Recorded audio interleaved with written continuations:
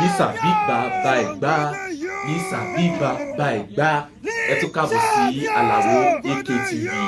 Ẹ̀yin tí olólùfẹ́ Ibrahim Chatta, ṣé ẹ rí iṣẹ́ takuntakun tí Ibrahim Chatta kó nínú fíìmù tí a pè ní Lísàbí? Lísàbí jẹ́ sinimá tuntun tó ṣẹ̀dá àwọn Ibrahim Chatta, Lateef Adédìméjì, ìyàwó rẹ̀ àti oríṣiríṣi àwọn ìlúmọ̀ọ́ká àwọn Yorùbá movie actor wa. Ẹ̀yin tèmi káàkiri àgbáyé, ká tó tẹ̀síwájú ńkọ́, ẹ fún fídíò Àlàó AKTV, ẹ bá mi fún ní thumbs up like, kẹ́lẹ̀ lọ sínú subscribe mi yẹn torí pé a máa já àjá àbálẹ̀ gbogbo àwọn latest sinimá tuntun tó bá ń jáde bọ̀ lọ́nà máa já sún yín lórí Àlàó AKTV.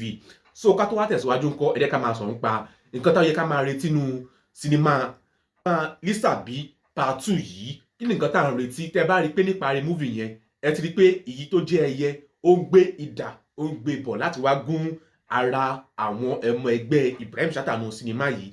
Èèyàn kílẹ̀ wá rí pé sinimá yìí kọ́ alọ́gbọ́n gidi gan, níbi tí mo ti kọ́kọ́ láìkì sinimá yìí, tèmi fúnra mi ti láìkì ẹ̀, níbi tí Lateef Adédìméjì àti àwọn ìjòyè ìlú ti ní Lateef Adédìméjì o kí wọ́n figi sí gbogbo ìpinnu wọn láti jà fún ara wọn, ó dẹ̀ ṣẹ́gi lù àwọn ìjòyè ìlú wọ́n ṣẹ́gi lù. So ilé ìwádìí kó mú un pé rántí pé orílẹ̀-èdè yìí tó bá lò nípinnu, àwọn tó jù ẹ lọ ó lè sọ pé rárá, báwo ni ìpinnu tiẹ̀ ṣe jẹ́, àwa fúnra wa la máa jà fún ara wa.